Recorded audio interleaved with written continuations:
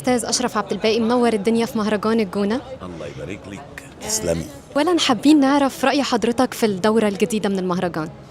حاجة جميلة وهادية ولطيفة، ويعني طبعا لا الواحد سعيد بيها، وسعيد طبعا بوجود مهرجانات موجودة في مصر، فده في حد ذاته طبعا بيعني ان الصناعة نفسها في حالة ازدهار.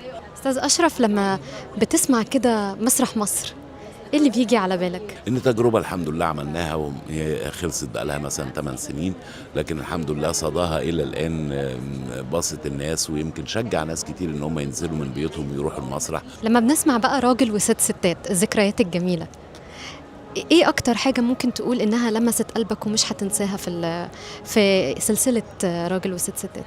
هي عشرة، يعني كان بينا عشرة كأننا عيلة بجد، بنتقابل يوميا. يعني احنا عملنا 350 حلقة، فدول على الأقل كانوا 350 يوم، كأنها سنة كاملة. طبعا عملناها على مدى 10 سنين، بس كانوا عيلتنا. رأيك في تجربة حضرتك مع البنوتة بنتك الجميلة المخرجة العظيمة زينة في آخر عمل لحضرتك؟ زينة هي المخرجة رقم 16 اللي أول مرة إخراج. إيه الميزة اللي عندها؟